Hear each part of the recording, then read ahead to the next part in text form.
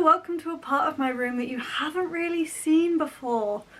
This stack is my pagan altar. Woo.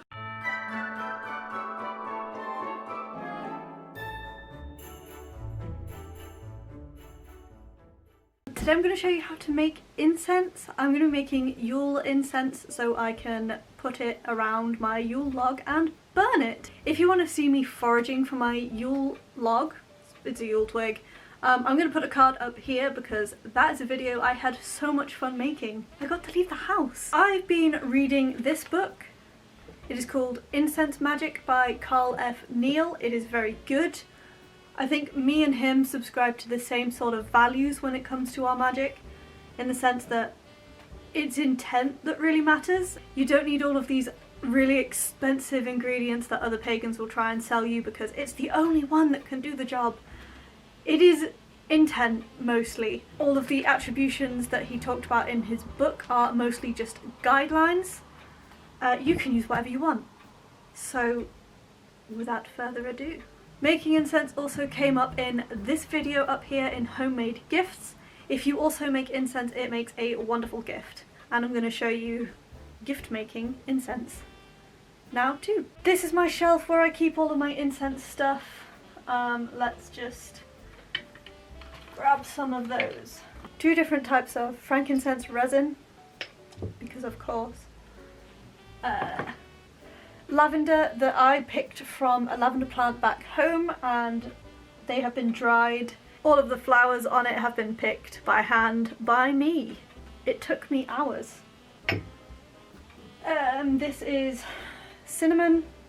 This is just kitchen herb cinnamon. You don't have to buy your incense from a magic shop. You can go and harvest your own. You can use kitchen spices because if they're safe to eat, they're safe to burn. And it's just a bit cheaper.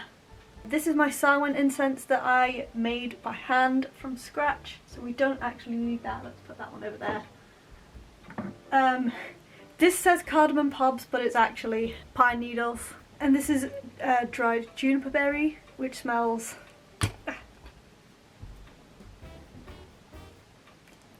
exactly like gin, which is what gin is made of. This looks funky, but it is in fact pine cones. I harvested these myself. I went to the park and picked up some pine cones, washed and dried them, and then cut them up with scissors to make these little like florets of pine cone, and they smell incredible when burned.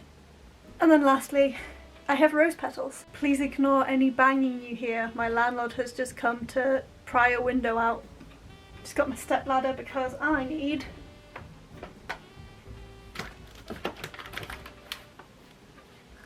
tiny jars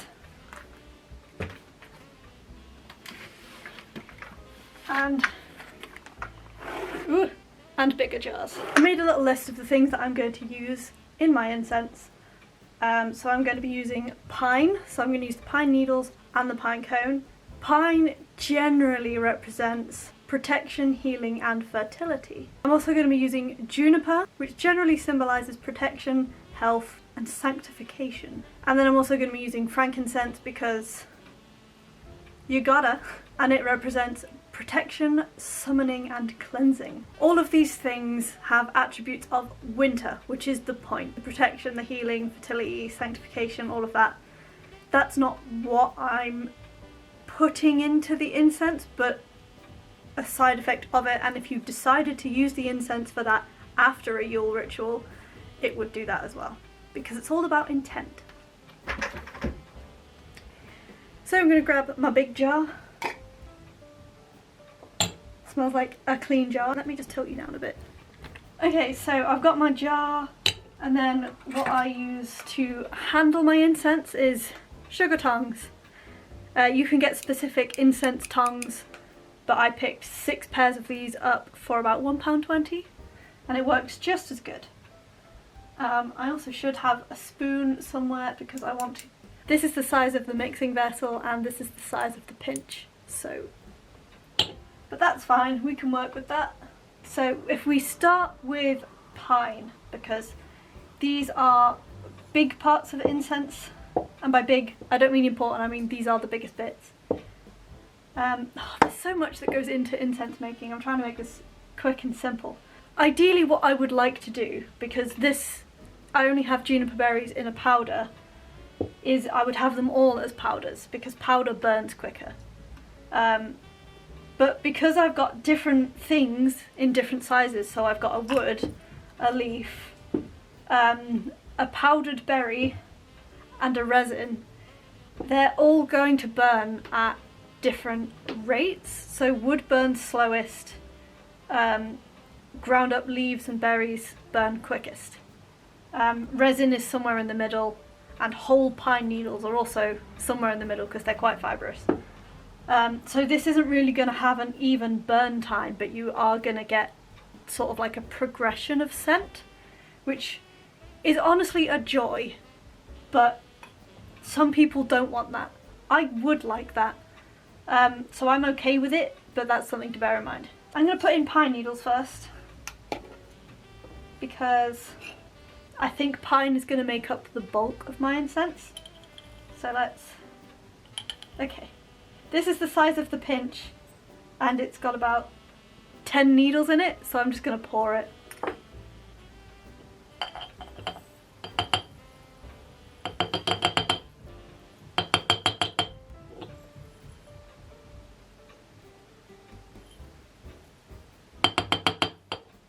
Okay, that'll do. That's quite a lot of pine needles, because I like pine.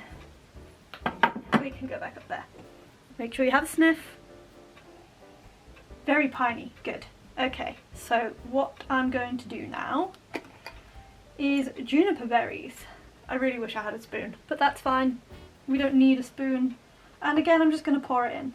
Make sure you sniff it first so you know the scent that you're getting.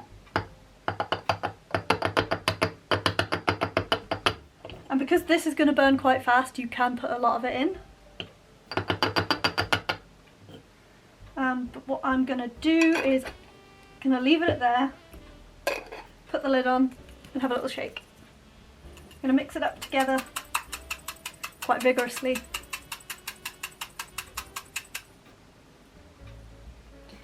Until you can see that it is nicely incorporated. So now we have pine needles and juniper berries. And then have a sniff.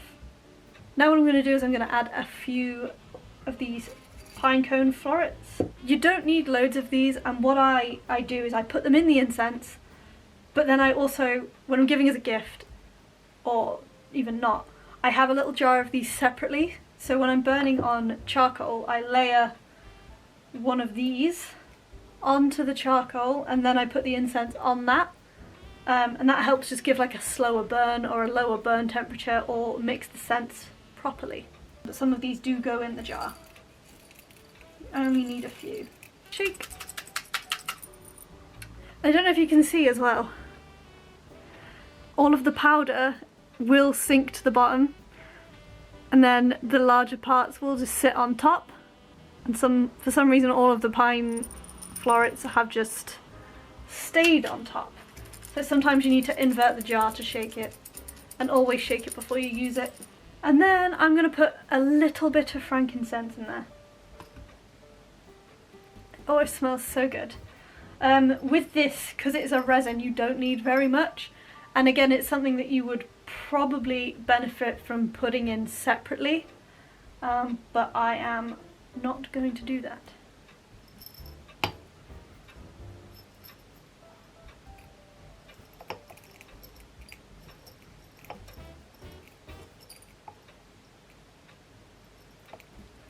I don't use very much frankincense, to be honest, so I can spare putting that much in.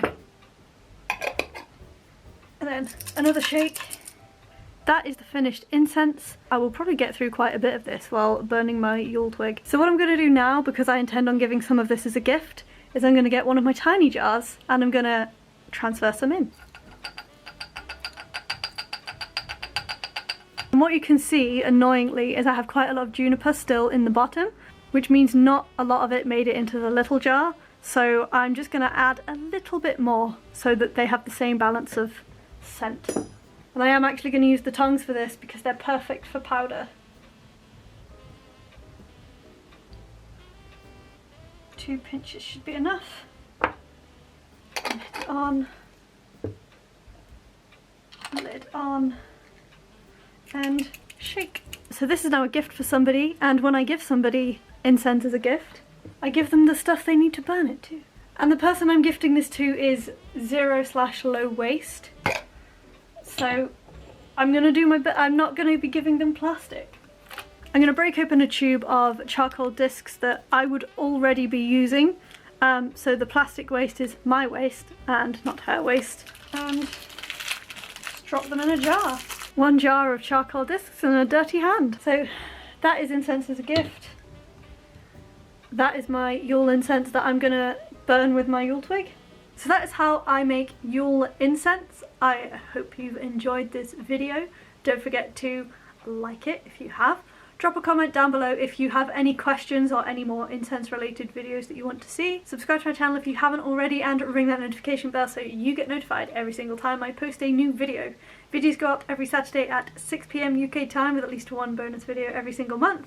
Apart from this month, which is Vlogmas, there are 25 videos in 25 days. See ya! Then what I'm gonna do is struggle with my lid.